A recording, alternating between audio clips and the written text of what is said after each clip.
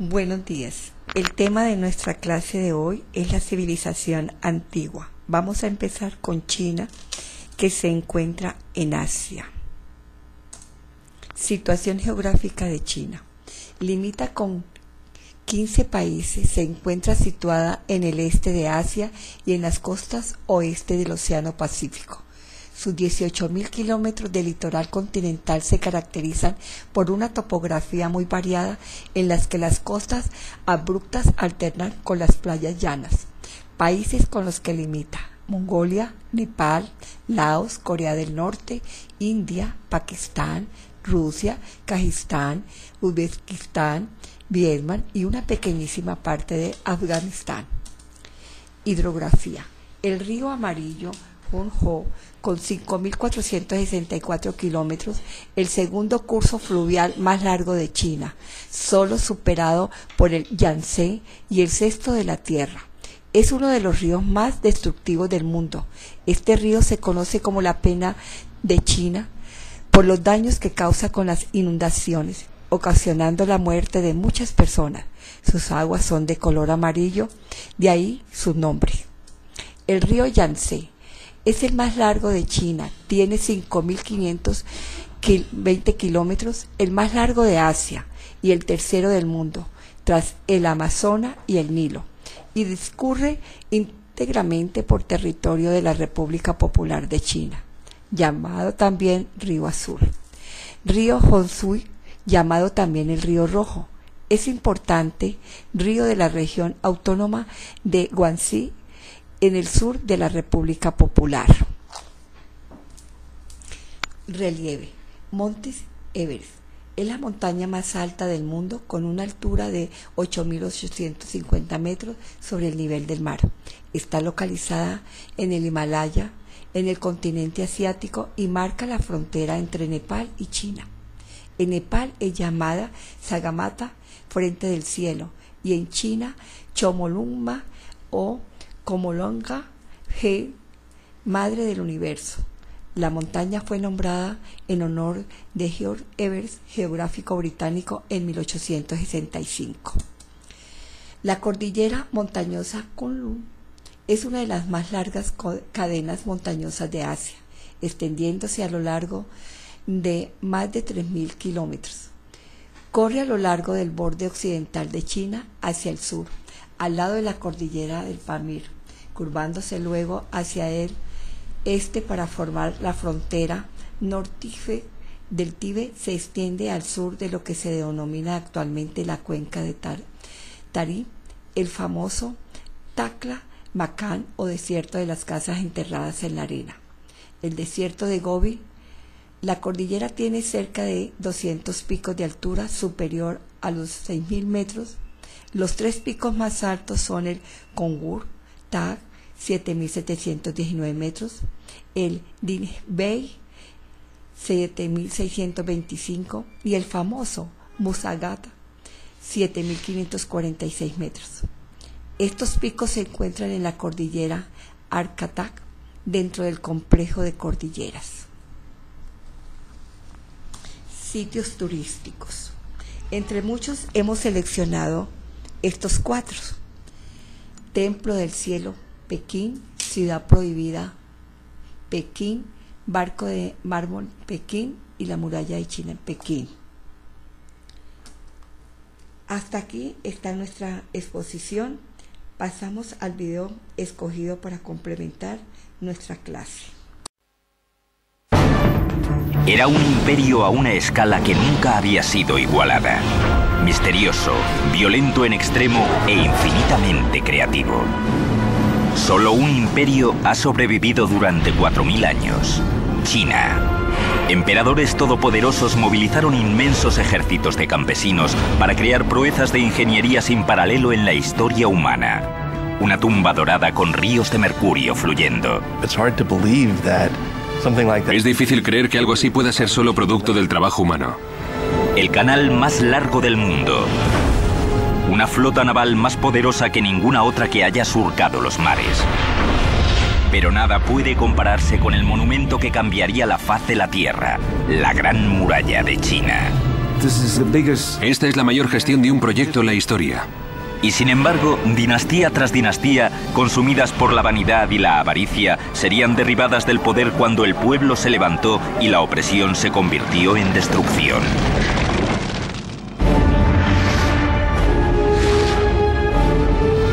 La construcción de un imperio.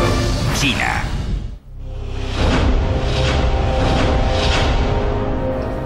En el amanecer de la civilización los chinos estaban ahí y aún siguen aquí. Hola, soy Peter Weller. Cuando los egipcios construían sus pirámides, los chinos ya tenían suntuosos palacios para sus reyes.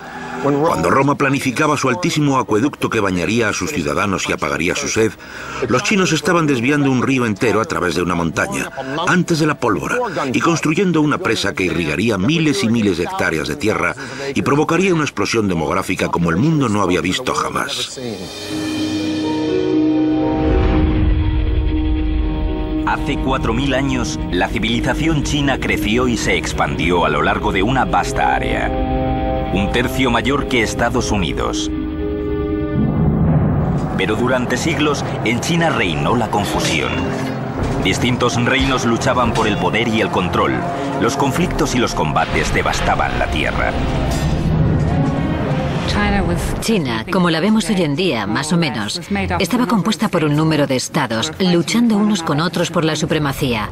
Ese periodo se llamó los Estados Guerreros. En el siglo III a.C., un reino sobresalió como el más poderoso y el más implacable.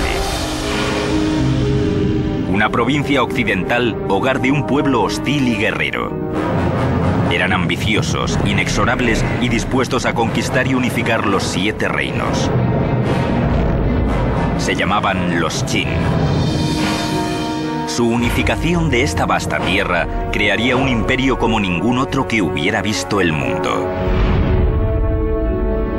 Los Qin prosperaron en una región que era fértil y llana, con acceso a rutas comerciales importantes como la famosa Ruta de la Seda, conectándolos con los rincones más lejanos de China y más allá.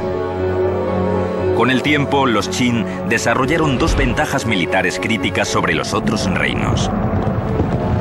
De sus vecinos nómadas y bárbaros, los Qin dominaron la equitación.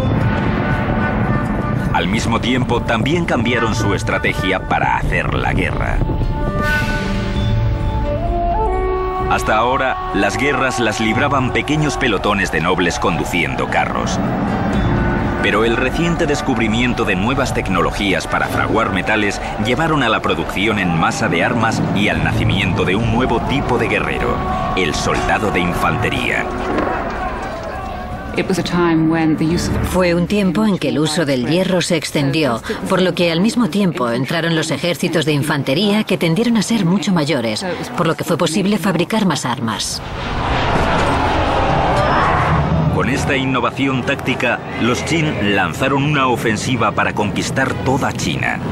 Al ir cayendo un reino tras otro, los Qin se enfrentaron a un nuevo desafío: cómo producir con rapidez suficiente alimento para aprovisionar a su ejército ahora masivo. Esa responsabilidad recayó en un hombre. Se llamaba Li Bing, un oficial Qin que era uno de los mejores ingenieros hidráulicos de todos los tiempos. Bajo su dirección, los obreros chinos construyeron una obra maestra de la ingeniería. Durante siglos, el río Min había atormentado al pueblo chino, causando sequías en invierno e inundaciones en verano. Ahora Li Bing estaba decidido a aprovechar las violentas aguas. El centro de su plan era un dique que crearía una vía fluvial completamente nueva. Un canal para controlar el flujo y también para proveer un suministro de agua para la producción de alimentos que necesitaban con desesperación. Pero Biling tenía un enorme problema. El monte Qian estaba directamente en el camino de su canal de irrigación. No podía mover la montaña, por lo que decidió excavar un camino para su nueva vía fluvial a través de ella.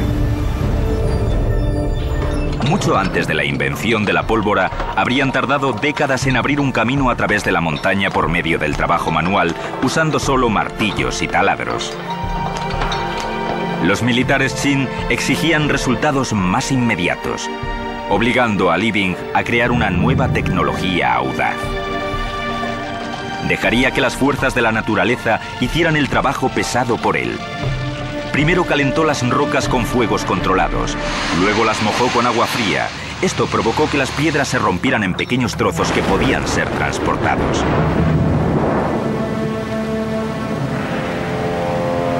Ocho años después de empezar, Li Bing había abierto un canal de irrigación a través de la montaña. Ahora tenía que construir el enorme dique que desviaría las aguas del Min hasta el nuevo canal de irrigación. Llevaron al lugar miles de trabajadores que trabajaron con nada más que músculos y escoplos excavando la tierra. Y es algo extraordinario que Li Bing pudiera diseñar un dique que regulara las violentas aguas del Min según la estación. En verano se podía desviar más agua al canal de irrigación para prevenir las inundaciones a lo largo del río. En invierno, las proporciones se invertían, dirigiendo más agua hacia el río para evitar la sequía. Al irrigar una vasta extensión del territorio Qin, el dique de Li Bing provocó una explosión demográfica masiva. Y los militares tuvieron una nueva base para lanzar ataques en el territorio enemigo. El estado de Qin se estaba convirtiendo en una fuente de energía. Utilizaron la riqueza creada por la agricultura y la fuerza creada por los militares para unir toda China. En el 247 a.C., esa tarea recayó en el nuevo emperador de los Qin, un niño de 13 años llamado Jin Cheng. El joven gobernante asumió el poder con su madre actuando como reina viuda. Pero Jin Cheng subió al poder en un palacio lleno de enemigos conspirando ya para matarle. Los cuchillos estaban siendo afilados. En lo alto de la lista de aquellos que le querían muerto estaba su propia madre, quien ahora tenía un amante y dos nuevos hijos que quería en el trono. A la edad de 22 años, Jin Cheng descubrió su intriga para hacerle asesinar. Desterró a su madre e hizo matar a sus dos hermanastros y al amante de ella. Su autoridad ahora era absoluta. Con el trono asegurado, Jin Cheng envió a sus ejércitos a acabar el trabajo de unificar toda China. Solo un reino se interpuso en su camino. Los llamaban los Chu. En el 238 a.C., los Qin lanzaron una guerra a fondo contra los Chu en un conflicto que duró obstinadamente 15 años. Por fin, en el 233 a.C., ellos también alzaron la bandera de la rendición. El último gran obstáculo para la conquista de los Qin de toda China había sido aplastado. La supremacía Qin sobre los Chu consistió en que organizaron sus ejércitos mucho más eficazmente de lo que se había hecho antes. El sueño Qin del imperio estaba terminado. China estaba unificada y en paz. Ahora, un verdadero emperador, Jin Cheng, necesitaba un nombre real. Llegaría a ser conocido en toda China y en todo el mundo simplemente como Shi Huangdi, el primer emperador. Shi Huangdi proclamó que su dinastía duraría 10.000 generaciones. Fue durante su reinado cuando China se embarcó en la construcción del proyecto quizá más espectacular de todos los tiempos. Una muralla como ninguna otra había sido vista en el mundo. Pero los Qin pagarían un alto precio por las grandes ambiciones de su emperador, con la ira de líderes implacables y con la sangre de su propio pueblo. 220 a.C., el primer emperador de China, el triunfante Shi Huangdi, parte a inspeccionar su nuevo imperio. Por primera vez en la historia, China estaba unificada y segura. Y tenía intención de mantenerla así con el proyecto de ingeniería más ambicioso concebido jamás: la Gran Muralla de China. La Gran Muralla es una conexión de murallas que ya existían anteriormente. Un número de estados en el norte de China habían construido murallas en parte para defenderse unos de otros, pero sobre todo para defender su frontera norte. Sigue siendo hasta la actualidad, sin superar por la ingeniería moderna, una sola barrera inexpugnable que aísla el vasto imperio chino del mundo exterior a lo largo de una frontera que se extiende miles de kilómetros. Esto es Chongchong. En mandarín significa Gran Muralla y créanme, cubre más territorio que la anchura de Estados Unidos continental. E incluidos todos los ramales que no van a ninguna parte, tiene 9.000 kilómetros y eso es muy largo. Shi Huangdi, el primer emperador de China, empezó a construirla hace 2000 años y se trabajó en ella hasta el siglo XVII. Pero la muralla original no era como esta. Era más parecida a un muro de ladrillos y adobe, pero presentaba un interesante desafío a la ingeniería de todos modos, porque tenía que ir desde el mar en el este hasta el desierto de Gobi en el oeste, para mantener fuera a los nómadas del norte, como los mongoles, y al pueblo chino dentro. Se necesitó la audacia de los emperadores para soñar a lo grande, pero también el implacable impulso de los trabajadores chinos para construir a lo grande, pero todo tuvo un precio. Su capacidad para resistir privaciones era inimaginable. Hombres, mujeres y niños trabajaron con sus manos en esta muralla y si se quejaban o intentaban escapar, los mataban. Las enfermedades eran constantes, las lesiones un lugar común. Vestidos solo con harapos, esta gente sufrió frío intenso, hambre intensa y agotamiento intenso. Los informes dicen que en el apogeo de la producción de esta muralla, cerca de 1/5 de todos los trabajadores de China, 1 millón de personas, trabajaban aquí y 1/4 de esas personas murieron. Y si morías aquí, normalmente te enterraban aquí, en la muralla, dando lugar a otro de sus varios apodos, la Gran Tumba. Millones de brazos, piernas y espaldas se rompieron construyendo esta muralla. Hay poesía muy conmovedora, sobre todo escrita por esposas y madres, sobre jóvenes muchachos que se iban a trabajar al proyecto de la Gran Muralla, sin comida, morían en el frío invierno y nunca regresaban a casa. Pero la fuerza bruta no sería suficiente. Diferentes regiones tenían terrenos muy distintos y materiales de construcción variables a mano. Siempre que era posible, los ingenieros añadían a la construcción los muros ya existentes, pero la mayoría se construyó de la nada. Crearon un sistema brillante utilizando un material que tenían en abundancia. El método de la tierra apisonada es en lo que en China se llama un hangtu y consiste en construir un armazón de madera para encerrar el muro y empiezas desde abajo, digamos, con 2 tablas paralelas y luego echas gravilla y palos y barro y utilizas el extremo de un tronco para golpearlo hasta que está muy compacto y luego echas otra capa y sigues el mismo proceso y después colocas algunas tablas en la parte externa para mantenerlo en su sitio y sigues el proceso y sigues subiendo hasta que alcanzas la altura que quieres. Cuando estaba seco, se sacaba el armazón dejando un bloque sólido de tierra apisonada reforzado por las cañas de pita como las barras de acero que refuerzan el cemento moderno. El lado meridional, de cara a China, estaba defendido por un simple parapeto, mientras que el lado norte, de cara a los bárbaros, estaba almenado. Había una torre de guardia cada 700 o 1000 metros. Un camino pavimentado a lo largo de la cima de la muralla para las tropas e incluso los carros, haciendo de ella una eficaz ruta de comunicaciones, sobre todo para los soldados estacionados en cada torre. Pero como obra de ingeniería militar, la muralla solo tuvo éxito en parte. Una muralla existe para que la defiendan, pero a largo plazo la muralla no era muy defendible. Los nómadas podían atravesarla y rodearla o entrar por medio de sobornos.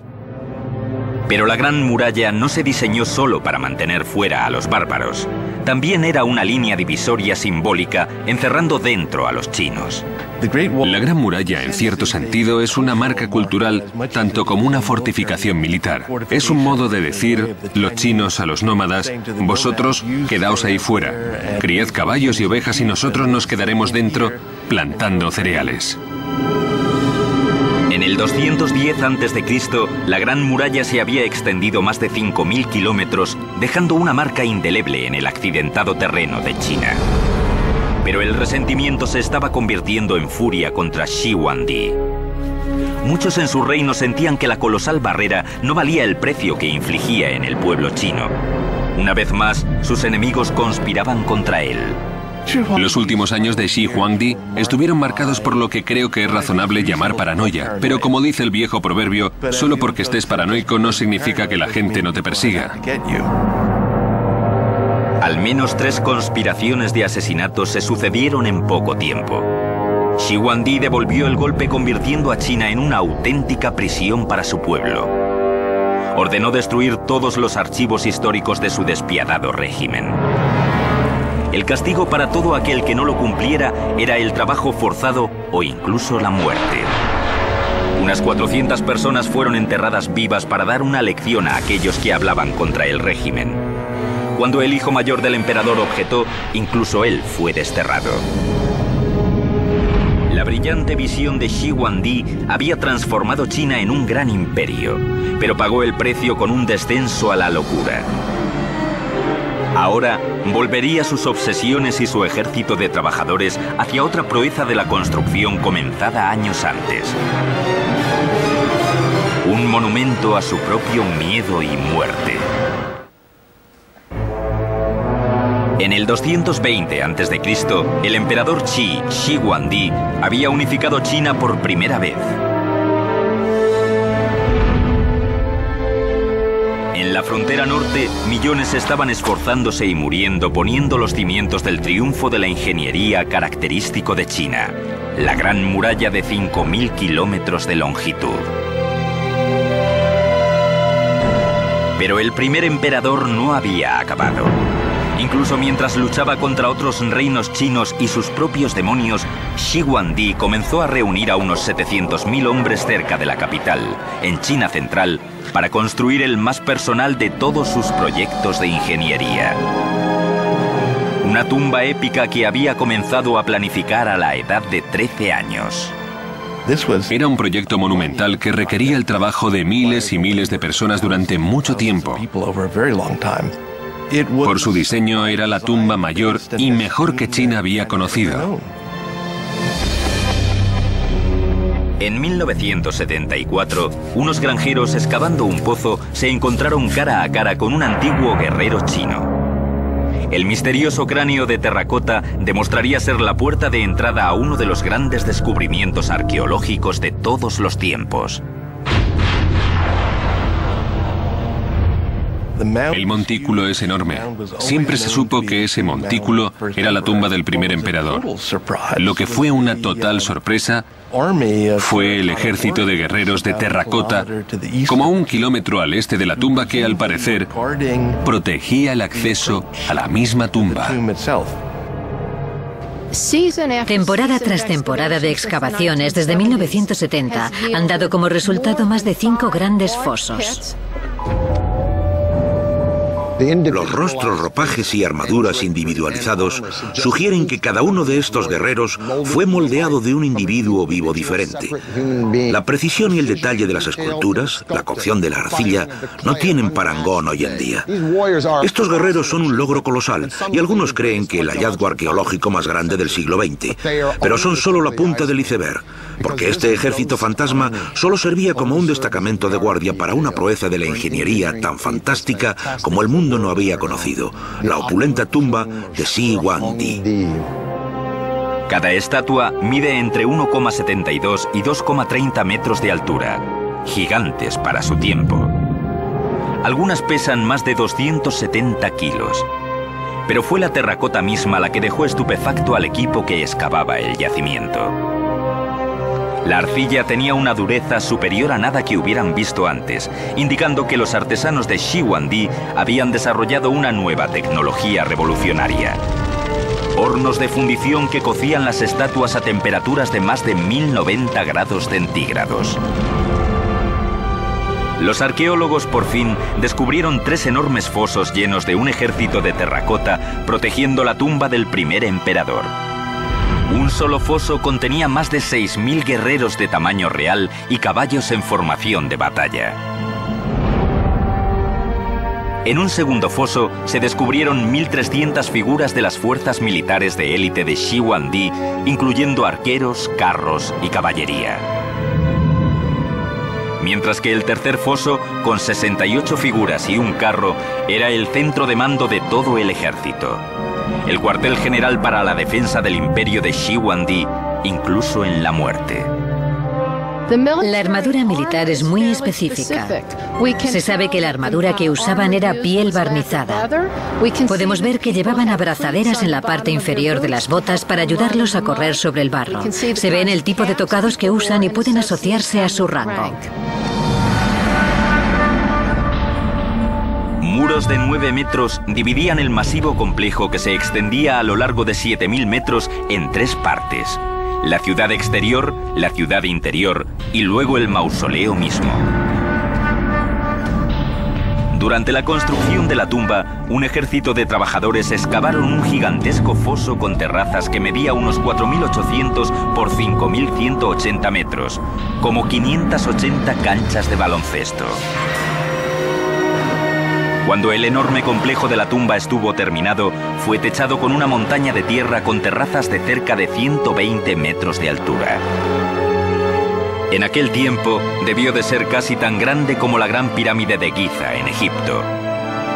Pero más de 2000 años de inclemencias del tiempo han reducido la montaña original hecha por el hombre a unos 76 metros. Es difícil creer que algo como esto pueda ser producto del trabajo humano solamente, pero lo es. Ese montículo fue puesto ahí, cesto lleno de tierra tras cesto lleno de tierra, para cubrir lo que asumimos que es toda una ciudad subterránea dedicada a la vida tras la muerte del primer emperador. La tumba de Shiguandi es definitivamente la expresión de un hombre que quería que su imperio superara cualquier cosa que el mundo hubiera conocido. El techo se dice que es un cielo nocturno tachonado de constelaciones hechas de perlas. El suelo una completa recreación de su imperio en miniatura, pabellones y pagodas cerca de un río de mercurio fluido. El mismo rey yacía vestido de oro y jade en un ataúd de bronce flotando en una piscina de mercurio. Todo esto es fantástico y alucinante, pero ¿es verdad? Las pruebas científicas han demostrado que los niveles de mercurio son 100 veces más altos de lo normal alrededor de la montaña, y radares que penetraron en el suelo detectaron una sala dentro de la montaña de 10 metros de altura. Por lo que la tumba del emperador quizás sea muy estrafalaria, pero vamos a tener que esperar para averiguarlo, porque el gobierno chino ha decidido no excavar el yacimiento hasta que tengan la tecnología para preservar lo que hay dentro. E incluso entonces, una vez que entren, puede ser un yacimiento muy peligroso. Había corredores y puertas trampa y trampas explosivas que se diseñaban para impedir el robo de tumbas. Asumimos que ya no están operativas después de un par de miles de años, pero seguro que el primero que entre en la tumba tendrá mucho cuidado. Shiguandi se había jactado de que la dinastía Qin duraría 10.000 generaciones. Pero solo 3 años después de su misteriosa muerte, el vasto imperio se hundió. El primer emperador pagó un precio enorme por su épico proyecto de ingeniería. La gran muralla y la magnífica tumba arruinaron el país y al final rompieron las espaldas de los campesinos chinos. Empujado hasta el límite, el pueblo se rebeló y China se precipitó en el caos. Shiguandi, el primer emperador de una China unida, ha muerto. Pocos lo lamentan. Muchos han anticipado con ansia el fin de la odiada y despiadada dinastía Qin. Una cruel lucha de fuerzas sobreviene por el control del imperio. En una palabra, fue caótico. Rápidamente, tras la muerte de Shiguandi, comenzó una guerra civil con varias personas compitiendo por el poder. En el 260 a.C., un nuevo gobernante sube al poder decidido a llevar estabilidad a China. Se llamaba Liu Bang. Un antiguo soldado y astuto político que sabía cómo ganarse el corazón y la mente del pueblo. Durante los siguientes 4 años, Liu Bang consolidó su gobierno y reunió al pueblo en torno a él. La paz y la estabilidad volvieron al imperio. Pero cuando murió, en el 195 a.C., había comenzado una dinastía que prosperaría durante cerca de 4 siglos, la Han. Los Han se embarcaron en una campaña de construcción de murallas incluso más grande que la de Shi Huangdi. Extendieron la Gran Muralla mucho más allá hacia el oeste y establecieron una serie de guarniciones y de torres de vigilancia que protegían las rutas comerciales hacia Asia Central durante cientos de kilómetros al noroeste de la capital. Los Han construyeron sus fortalezas a intervalos más cercanos que las dinastías anteriores, una cada 5 kilómetros. En áreas de fuerte actividad enemiga podían aumentar hasta a una cada 500 metros. Los soldados Han tenían 3 misiones críticas a lo largo de la muralla: defenderla contra invasiones, reunir inteligencia militar sobre la actividad enemiga y mantener las vitales almenaras de señales acondicionadas y aprovisionadas con carburantes para fuegos. Las torres de señales de la dinastía Han incorporaban varias clases de alarmas. Las banderas y el humo solo se usaban durante el día. Las antorchas solo se usaban durante la noche. Grandes hogueras y tambores se utilizaban en cualquier momento. Inventaron complejos códigos para estas señales, pero igual que los códigos modernos de hoy, todos eran clasificados como máximo secreto y desconocidos para el pueblo. Desde alrededor del año 200 a.C. al 200 después de Cristo, justo hacia la época en que Roma se estaba disolviendo como república, solo para renacer como un imperio que devoraría y transformaría el mundo occidental, China era un imperio que estaba consumiendo y transformando el este. Durante la dinastía Han, la población de China creció hasta llegar a 50 millones de personas. El imperio llegó hacia el sur hasta Vietnam y hacia el oeste hasta Afganistán. Era enorme.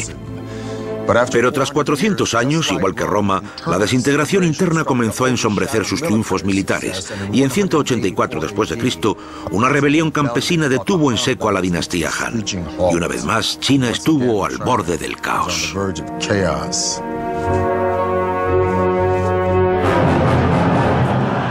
Durante 3 siglos, la guerra, la traición y la muerte gobernaron en China.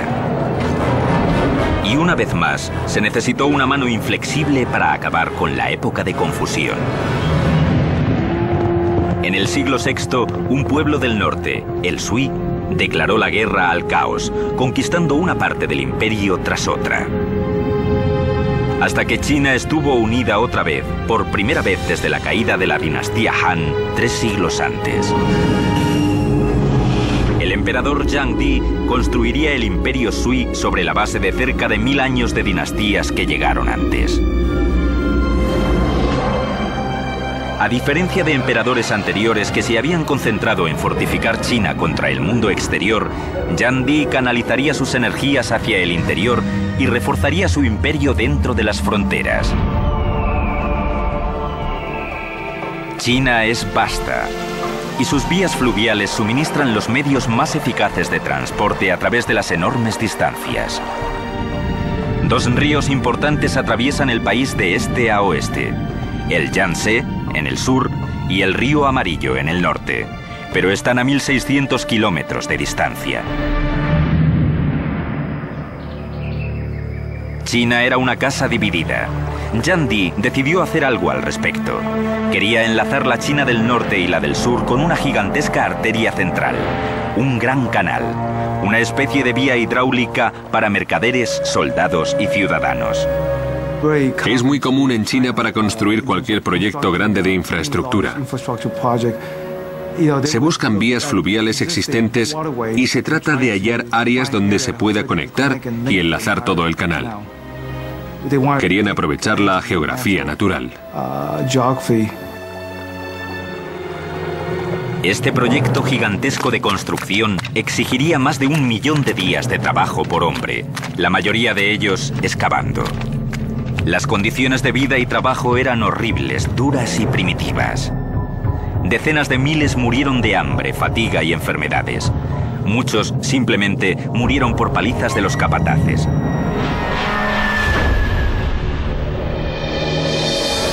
Se necesitaron más de 24 esclusas para crear una red masiva de canales. Cada vez que encontramos un canal natural de agua, necesitamos una esclusa para hacer una barrera entre el canal y el lago o el río. Cuando se hace un nivel significativo, tienes que construir esclusas para elevar el agua y los barcos con ella, para que superen cualquier elevación del terreno. Necesitaron 5 millones de trabajadores durante 6 años para construir el Gran Canal. Cuando estuvo construido, se extendía 1.900 kilómetros y era el proyecto de canal más largo y más ambicioso que se había decretado en la Tierra hasta ese momento. Al conectar el río Amarillo con el Yangtze, el Gran Canal podía ahora transportar mercancías a más de 70 kilómetros al día. Las ciudades importantes a lo largo del canal se convirtieron en centros comerciales de seda, porcelana y algodón. Los mercaderes y artesanos suministraban artículos manufacturados a los mercados que se abrían a través de todo el país. Económicamente hablando, hizo el comercio interregional mucho más fácil, además de proporcionar trabajo a mucha gente, en construcción, mantenimiento, transporte de mercancías y personas arriba y abajo. Como el Nilo en Egipto, integraba el norte y el sur, reforzando la base de un imperio unificado. El canal fue un tremendo generador de riquezas. Era una oportunidad para que los poetas viajaran, los pintores se movieran y comenzaran a pintar paisajes. Así que fue un motor de desarrollo cultural, no solo a lo largo de su propia ruta, sino que su influencia fue mucho más allá de sus confines. Con su proeza de ingeniería terminada, el emperador Zhang Di decidió que era hora de un viaje victorioso por el Gran Canal. Fue un espectáculo estridente, con un séquito de miles de personas viajando con opulencia que bordeaba lo obsceno. El emperador tenía lujosas barcazas imperiales bellamente decoradas que podían llevarle por el Gran Canal. Y pasaba 6 meses al año disfrutando del soleado sur. El emperador redefinió el lujo exigiendo alimentos exquisitos e impuestos desorbitados de cada condado y ciudad a lo largo del canal. Cuando grandes cantidades de restos de exquisiteces eran arrojadas por la borda, los destituidos que construyeron el canal miraban desde la orilla desesperados. Pero una vez más, un emperador chino subestimó el poder del pueblo. Sus viajes de consumo ostentoso provocaron un sentimiento de ira contra su decadente régimen. En el 618 después de Cristo, el pueblo se rebeló en una serie de sublevaciones campesinas a través de todo el país. Una vez más, el caos consumió a China y pronto alcanzó al palacio mismo. El emperador Zhang Di fue asesinado por sus propios generales y la dinastía Sui tuvo un abrupto final. Pero con el imperio unido de nuevo, el escenario estaba preparado para la Edad de Oro de China. Y por primera vez, los ingenieros de China extenderían el alcance del imperio alrededor del mundo. Hace 6 siglos, una increíble armada de naves chinas cruzaba el mar de China antes de aventurarse hacia el oeste, a Ceilán, Arabia y África Oriental. Era una flota como ninguna otra que hubiera cruzado los mares. Juncos gigantes de 9 mástiles, escoltados por decenas de naves de suministro, botes patrulla y transporte para los caballos de la caballería. La tripulación era en total de 27.000 marineros y soldados. Esta era la famosa armada de la poderosa dinastía Ming. Una proclama para el mundo de que tras un siglo de dominación mongola, China había sido devuelta a sus legítimos gobernantes. Al timón iba un almirante improbable, un plebeyo de la remota provincia de Yunnan que se alzó para convertirse en una de las figuras más poderosas de la dinastía Ming. Se llamaba Xiang Ha. Xiang Ha tenía 11 años cuando su ciudad natal fue conquistada por los Ming. Fue arrancado de su familia, llevado a la corte como regalo para el hijo del emperador y castrado. Los eunucos aparecen a menudo en la historia china y la razón por la que conseguían poder era porque tenían un acceso mucho mayor al emperador y a las mujeres imperiales, porque no constituían una amenaza. Xiang Ha pronto ascendió en rango hasta llegar a ser teniente general del emperador mismo. Juntos trazaron un plan audaz para conquistar los mares. Xiang Ha fue elegido para dirigir una extraordinaria flota de naves. Fue un desafío de la ingeniería como ningún otro que una dinastía china hubiera intentado jamás. Era una persona que definitivamente quería dejar una huella personal en el mundo. Pidió 337 naves de alta mar. 188 naves de transporte de fondo plano adicionales se reconvirtieron para navegar por el océano. Solo para reunir los materiales de construcción, conseguir los artesanos, los diseñadores y todo el resto, y luego construir una flota de 300 naves es extraordinario.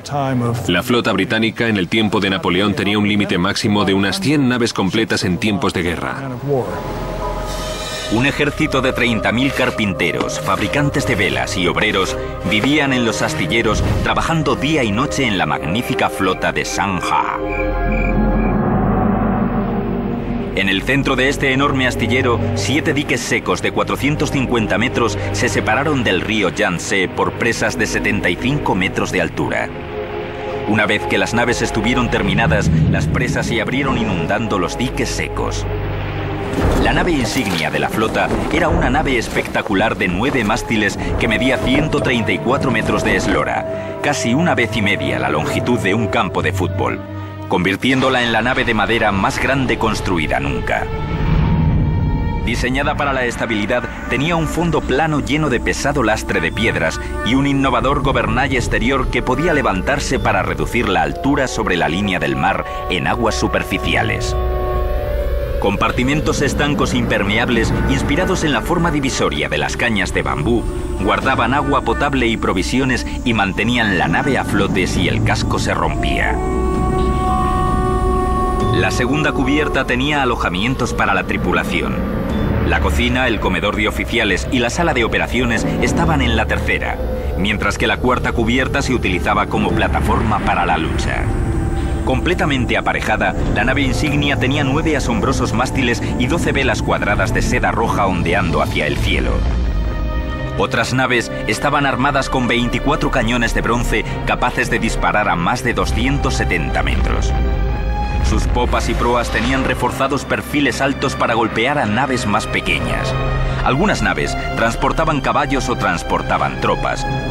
Otras eran tanques de agua fresca cargadas de provisiones para más de 28.000 hombres. Estamos hablando de una flota muy grande. Tenía tantos marineros y soldados como la Armada Española en 1588. Tenía 2 veces su número de barcos.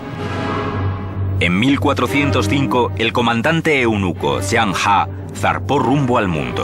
Xian Ha no era un explorador. Lo que Xian Ha estaba haciendo era lo que llamaríamos en la terminología moderna proyección de poder.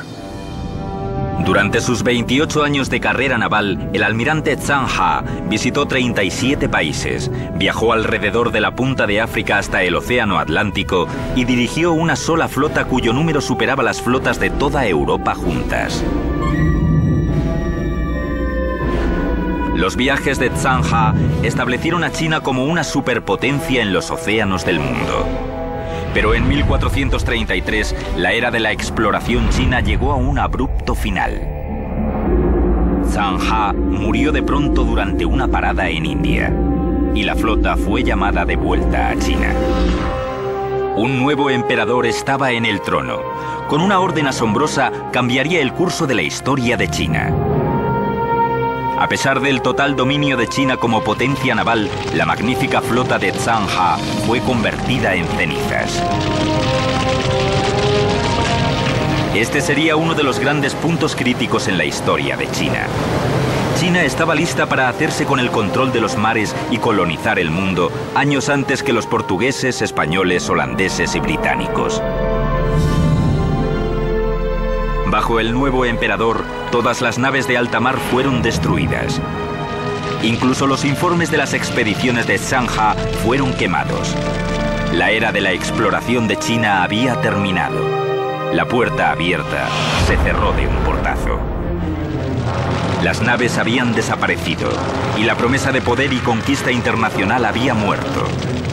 La razón para esa decisión del emperador sigue siendo un misterio hasta la fecha.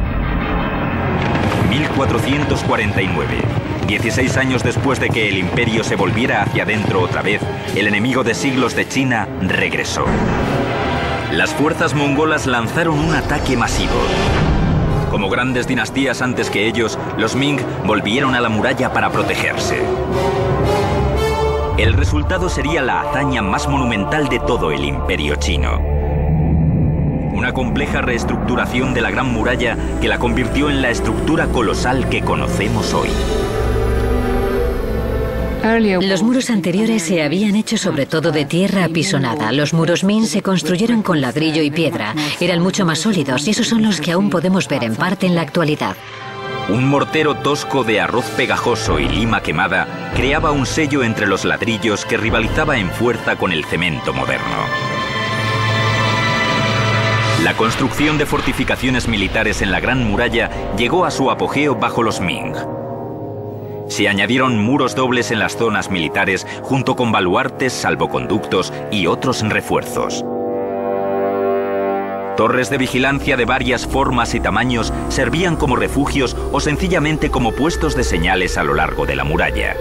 Las torres de refugio se construyeron lo bastante grandes para almacenar comida y armas y servir como alojamiento para los soldados. Una escalera desde el interior llevaba a lo alto de la torre, con pequeños orificios a cada lado de la muralla para vigilancia. Las defensas generales fueron mejoradas con una variedad de características, incluida la artillería. Los chinos tenían una clara superioridad sobre los mongoles en armas de pólvora. Y mientras la dinastía Ming pudo mantener un ejército lo bastante cohesionado a lo largo de la Gran Muralla, fueron capaces de resistir ataques mongoles individuales.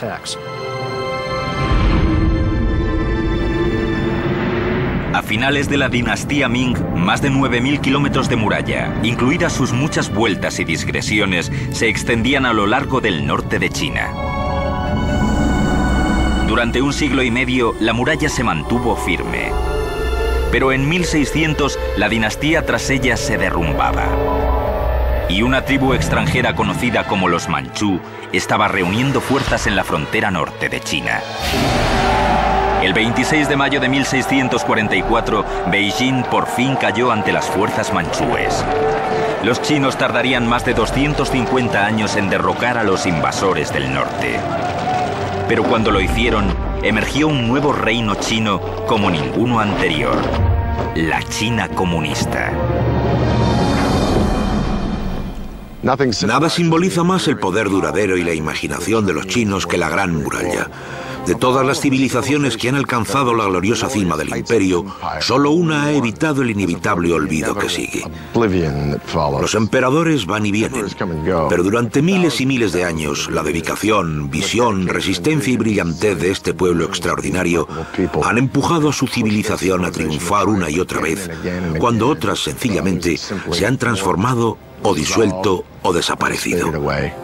En el amanecer de la civilización, los chinos estaban ahí y aún siguen aquí y todavía no han terminado. Soy Peter Weller para el canal de Historia.